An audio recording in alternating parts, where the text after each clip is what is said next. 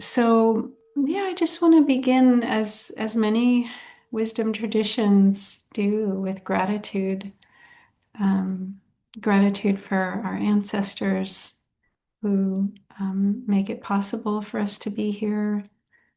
Gratitude for the movements and organizers and um, freedom fighters who have come before us that also make this gathering possible.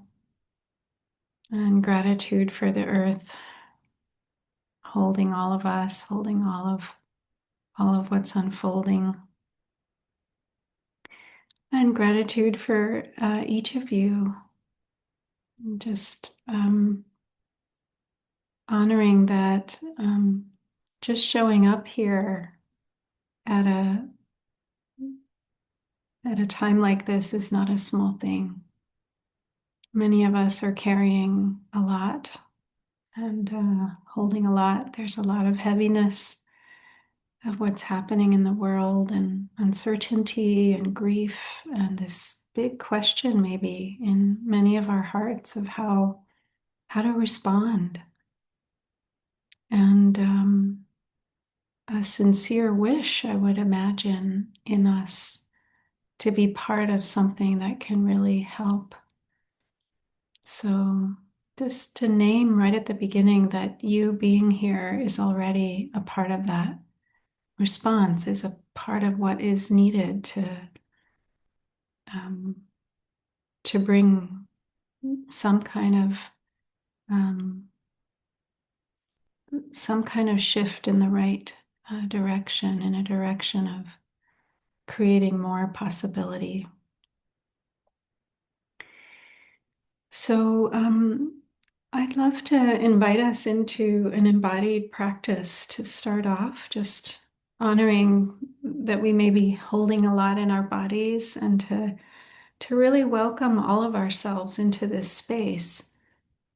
We we exist in bodies and we can we can forget that sometimes, especially if we have to be on the computer or if we're on our phones a lot. We go all through, all of our being is through our visual and head interaction area, but we exist very much below the neck too. So this practice is just to kind of bring all of that online so that we can be fully here in this session with our whole selves.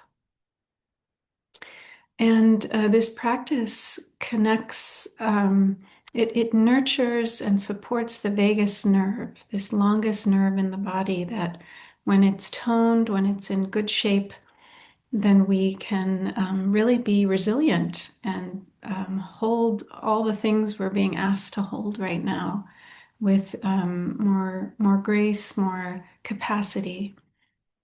So that's the purpose of this.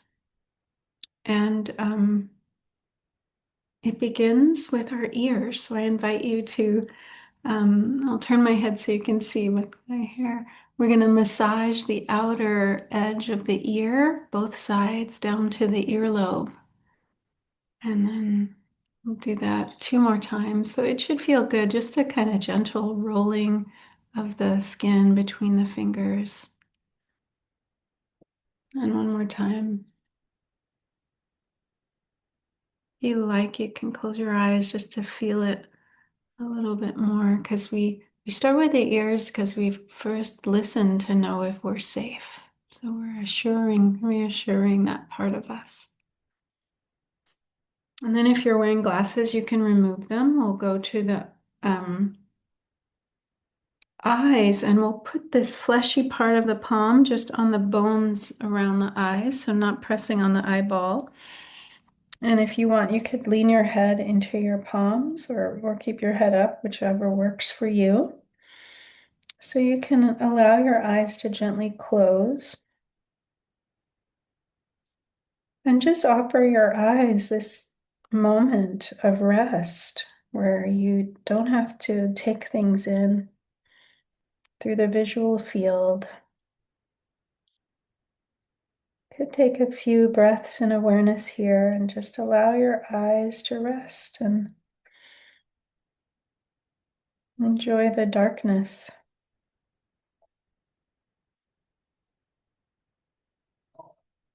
And that gentle pressure around the muscles of the eyes.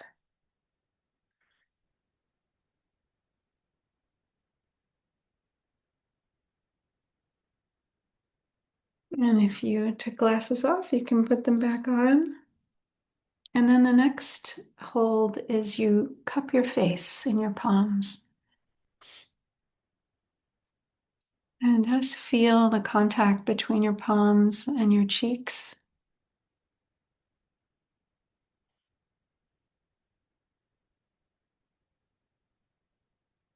And you could visualize like someone who really loves you holding your face with affection, with care, with kindness.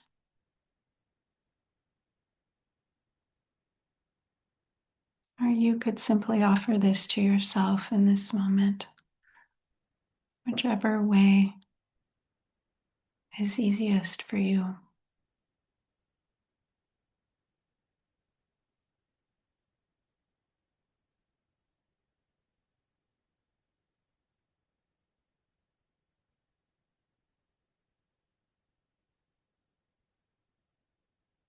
Letting in this expression of care, of kindness, of friendliness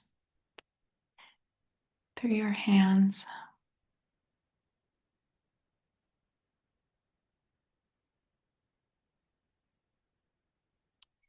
And then I'm going to move the camera so you can see. Bring one palm over your heart center and the other palm over that palm.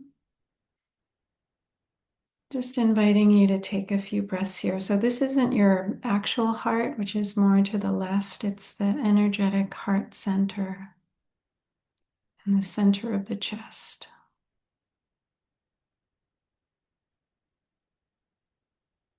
Here you may feel the breathing a little more prominently.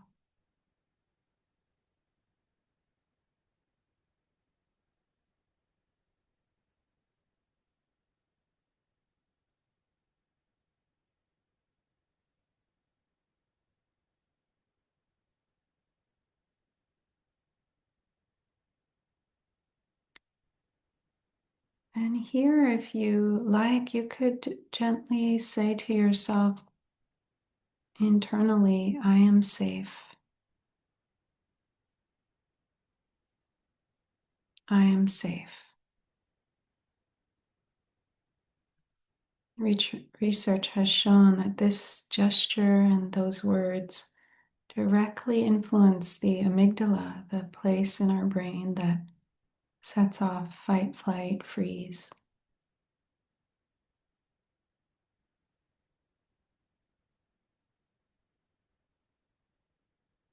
Offering ourselves this moment of safety, of care, support, being present with ourselves.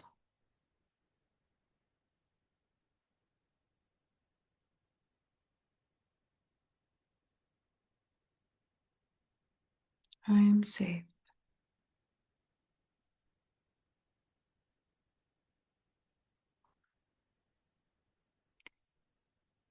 And then we're going to just slide our hands down. I can't show you on the camera, but to the place just about an inch below our belly button. So we can call this place the Hara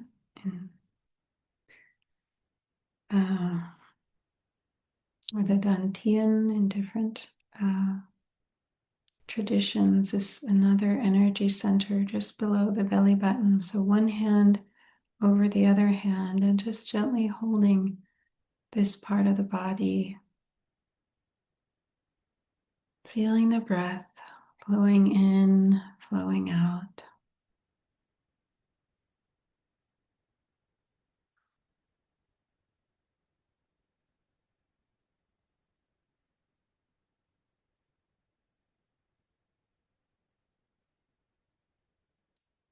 Offering ourselves support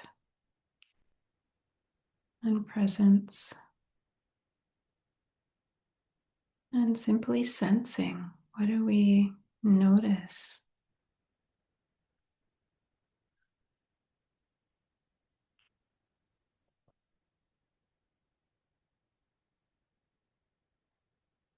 So we allow ourselves to settle and open.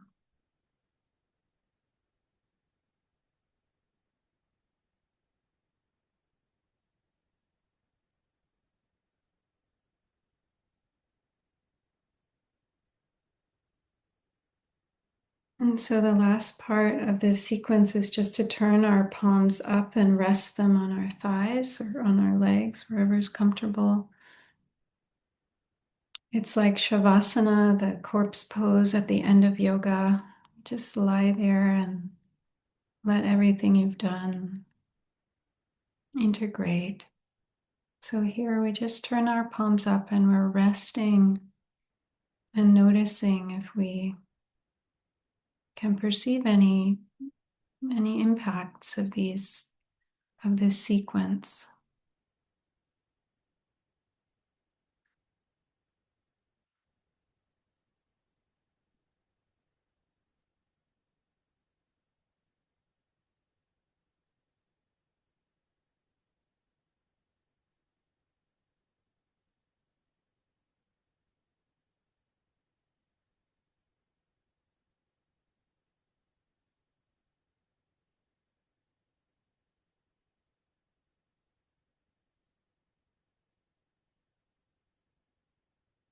Letting yourself take full breaths in and out.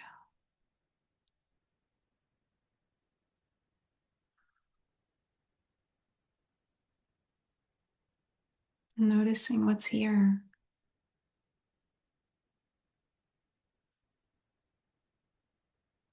And we'll gently open the eyes if we had them closed, and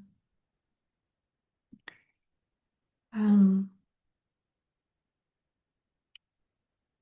yeah, maybe you could just make some kind of gesture if you noticed something changing in you. Show us in your yeah. Okay, so something shifted. Yeah, seeing lots of movement. Yeah, thank you. So when I learned this sequence, and I'll happily send you all a link if you want to remember it, but basically ears, eyes, cheeks, heart, belly, and then rest with your palms up. When I learned it, it was advised to do it 3 times in a row. So if you find it helpful, try it out. You could do it as a beginning of your meditation and see if it's beneficial for you to do it, 3 times through.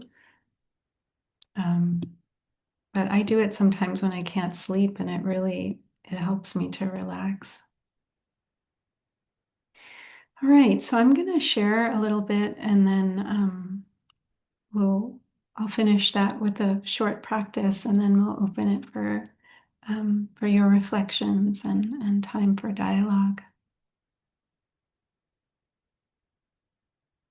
So one of the core questions I've been living into these days is what allows us to stay engaged without burning out, hardening, or losing our way? I think many of us have seen what happens otherwise when we are engaged in activism or movement building or transformation. If we do it without a spiritual foundation, it's easy to become reactive, and it can become exhausting. And it can even start to mirror the very patterns that we're trying to transform. And at the same time, spirituality without engagement can become disconnected. It can become a kind of bypassing of the very real suffering that's here. So, what we're exploring isn't one or the other, but how they belong together. And that's why we need this book so badly at this time. Fierce Vulnerability really walks this beautiful path of weaving the two. And fierce vulnerability, it points to a way of being that's both open and strong. And in the Buddhist tradition, a word that really resonates with this is bodhicitta. Maybe you've heard it. Bodhi is awakening, and chitta is heart, mind. So you could talk about it as the heart, mind that is awakening. And my teacher, Thich Nhat Hanh, spoke of it as the mind of love, the mind heart of love. And I think of it as the part of us that refuses to close, even when things are difficult, even when we're afraid, even when we don't know how things will turn out. And what's important is that bodhicitta is not fragile. It's an inexhaustible source of energy. If our activism runs only on anger, even justified anger, eventually we burn out. But when our activism is connected to love, to care, to a deeper sense of belonging, there is something in it that can keep going. Not because it's easy, but because it's aligned with something deeper than the outcome, than the results. And this points to something essential. The quality of our outward action is inseparable from the depth of our inner life. This line from the 13th century Dominican friar, Meister Eckhart, he says, the outward work can never be small if the inward one is great. And the outward work can never be great or good if the inward is small or of little worth. So the question is, what's the source that we're acting from? Because we can do the same action, organize a meeting, speak out, show up at a protest, but if it's coming from depletion, it lands one way. And if it's coming from a grounded, open, connected place, it lands very differently. And we can feel this in people, right? I think of Kendrick Lamar, the Pulitzer Prize winning, Grammy winning rapper and artist who speaks about meditation as a daily necessity. And part of why his work resonates so deeply is not just the content, it's the depth that it comes from. That depth is cultivated through silence, through stillness, through a willingness to turn inward and stay there long enough to touch something real. And this isn't new. In Vietnam in the 13th century, King Trần Thái Tông, while running an entire country, would stop every 2 hours to practice for 20 minutes, to sit, to meditate, to do beginning anew, to reset, to atone for mistakes and to reset the intention to act from love, even in the midst of immense responsibility. Right? He understood something we are often taught to forget, that taking time to ground, to return, to reconnect is not stepping away from the work. It is the work. It's what allows the work to be clear, to be steady, to be guided by something deeper than urgency alone. And this is what makes bodhicitta sustainable, not just a burst of care, but a way of being that we return to again and again. So that what flows through us in the world is not just reaction, but something wiser, more spacious, and ultimately more transformative.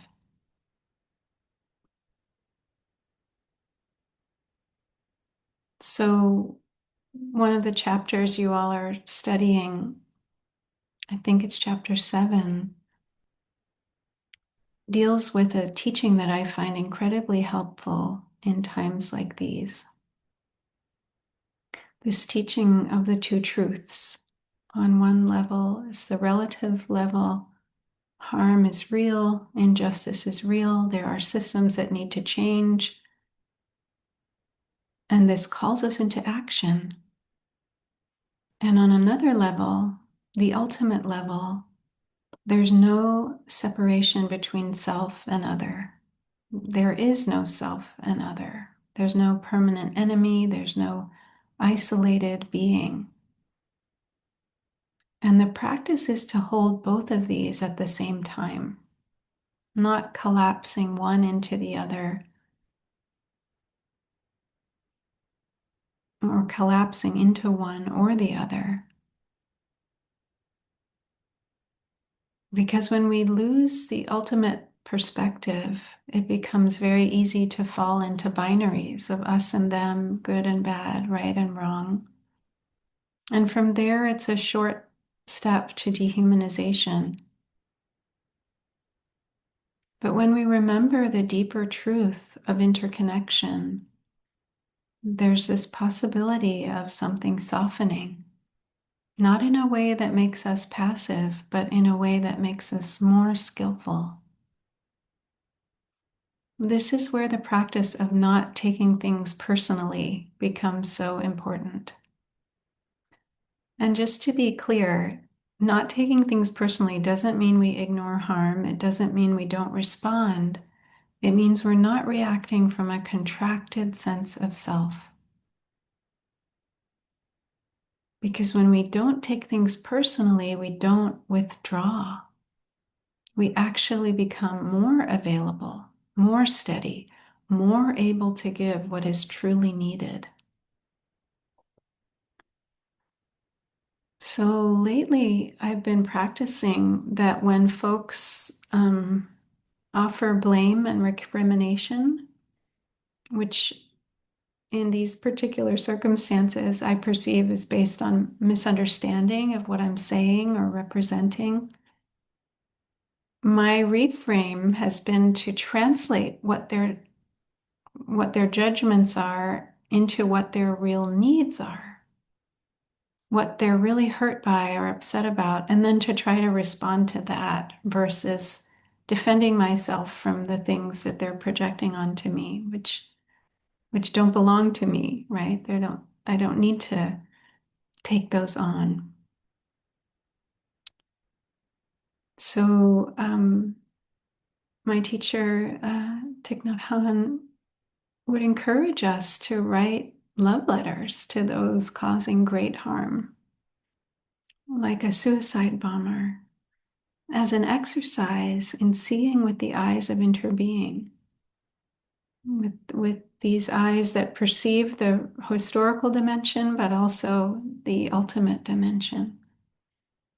And he insisted that those who cause great harm are also suffering greatly themselves, and that we can learn to look deeply to understand the roots of the situation, to see that they're caught like we're caught, like, perpetrator, victim, both are caught. And so writing a love letter to someone who's oppressing others is a practice to help us look deeply. And so earlier this year, I tried to do that after the killing of Renee Good. I said, let me see if I can pull from this place that our teacher was pointing to. So here's some selections from this love letter.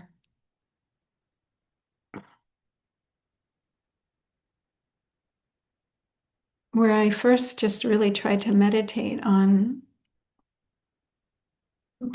to not forget the humanity of people who are doing dehumanizing things, and also to meditate to see how they saw themselves, how they saw the situation. Um, when agents pull people from cars, homes, and workplaces in sudden, masked, militarized ways, they do not create safety, they create fear. They enact a country forgetting how to recognize its own people. And when officers take lives, regardless of legality, we lose something sacred that no court can restore. Public trust is eroding. This is not a moral accusation, it's a painful contradiction. You, and here I'm addressing an ICE agent, you may feel it too, the dissonance between the values that brought you into this work and the reality of what it now asks of you. You may feel how far the daily practices have drifted from the deeper ends you once hoped to serve. I believe you know that fear cannot be the foundation of a healthy nation. Dignity cannot be produced by domination, and trust cannot be created through terror. Obedience to systems is not the same as loyalty to conscience. We are living in a time when politics tells us to choose sides instead of choosing care. But our deepest values are not so far apart. Many of us want safety, dignity, fairness, and a country where people do not have to live in terror of one another.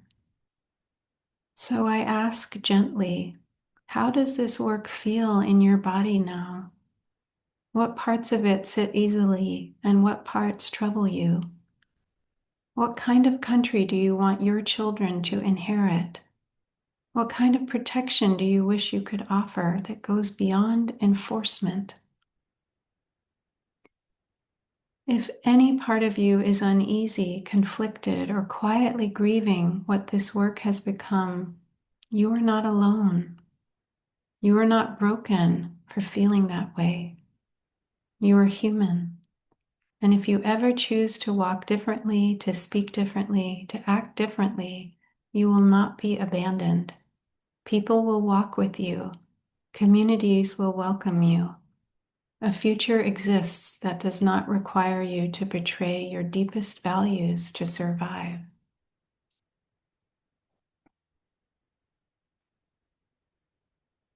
So I was trying there to speak to someone whose actions I deeply disagree with without dehumanizing them, to name harm clearly and still remember their humanity. And this isn't easy, but I think it's part of what fierce vulnerability asks of us.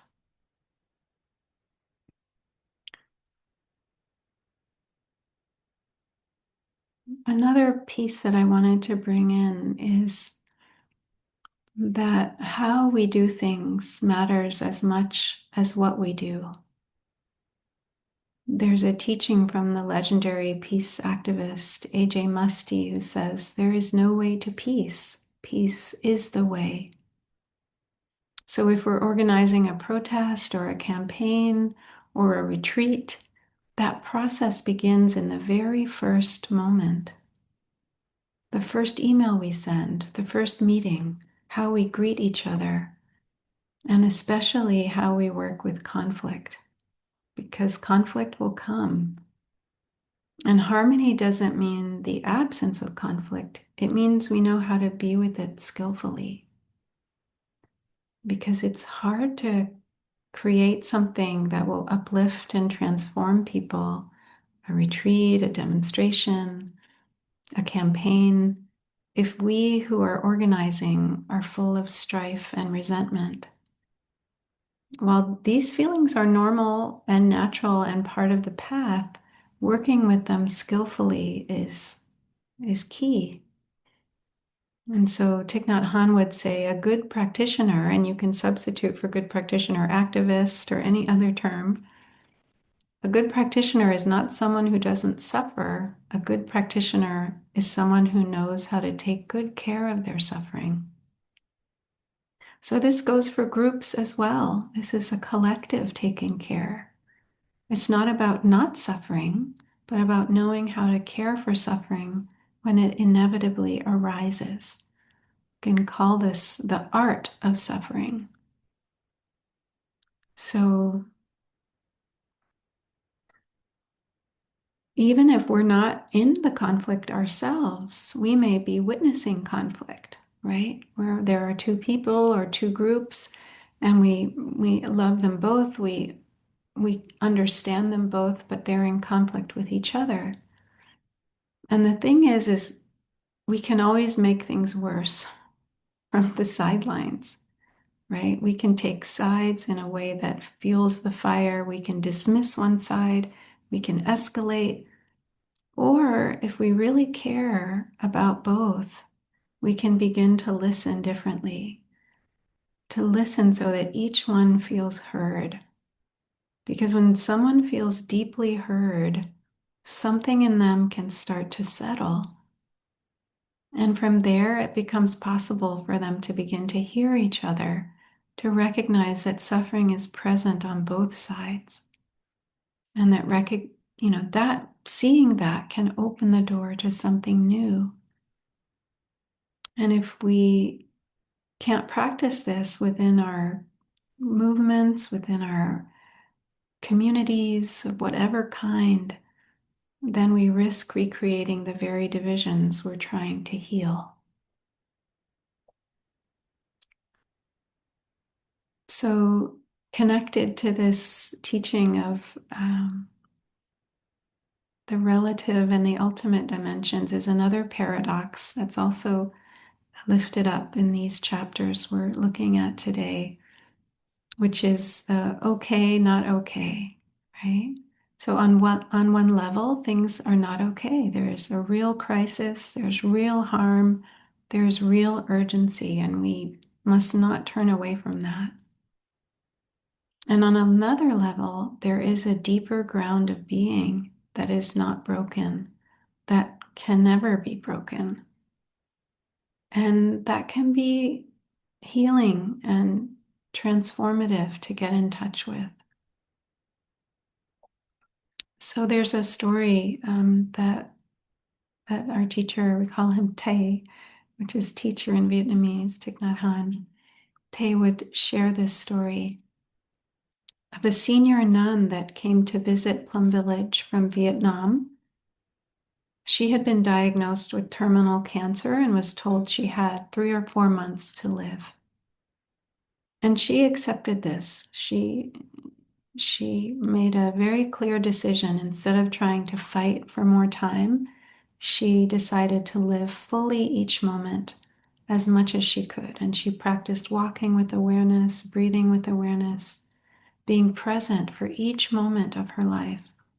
Not to get anything, not to extend her life, but because this was the life she had. She wanted to receive the gift of every moment while she could.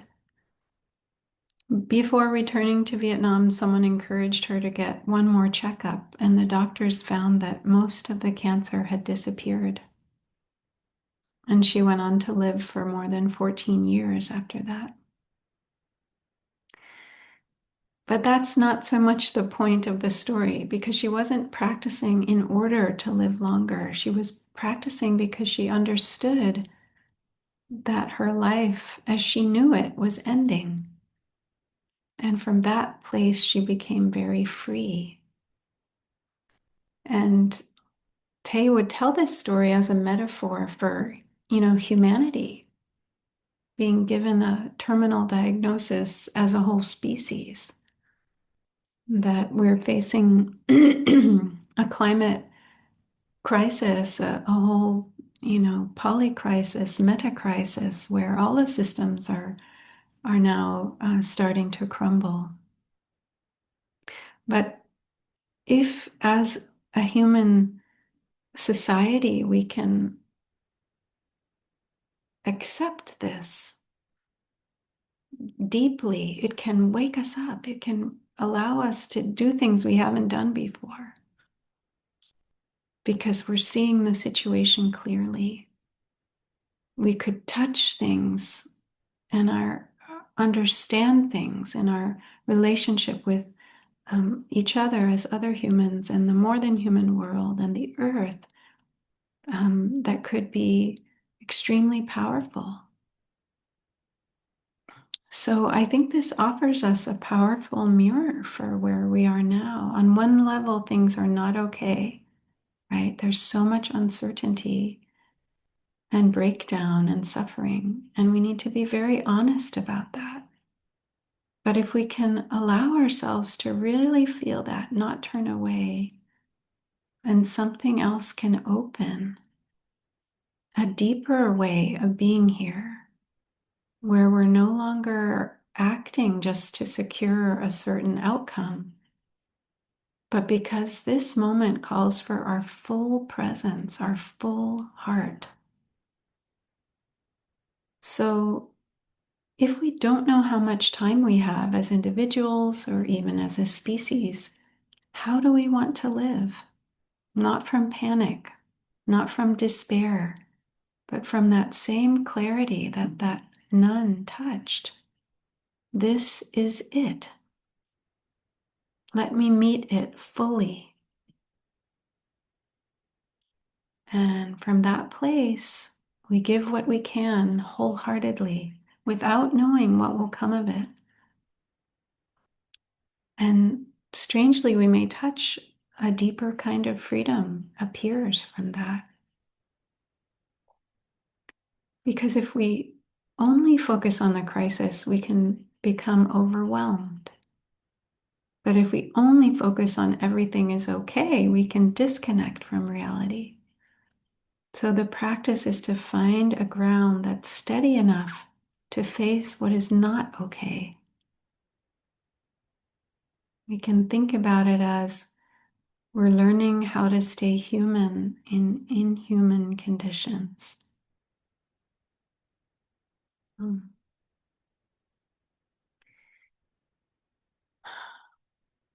So sometimes people ask, is the arc of that quote, the moral arc of the universe is long, but it bends toward justice, right? From Dr. King. Is the arc of history really bending towards justice? I think we're justified in having a doubt there. And the response that has been coming up for me when I get that question is we bend the arc. The arc is us, not as individuals, but as a collective field of action, attention, and imagination. And so this is a really important distinction between giving up and surrender. Giving up is when we collapse. Surrender is when we release our attachment to outcome. We still care, we still act, but we're not demanding that reality follow our timeline. And something shifts when we begin to do this because we become clear about what is ours to do. We don't have to be afraid in the same way. We can give ourselves fully, not because we know it will work, but because it is aligned, it's authentic. And our spiritual practice helps us to listen for that quiet inner knowing.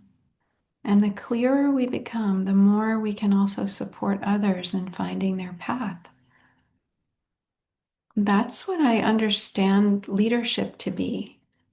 Not control, but creating the conditions for others to become more free.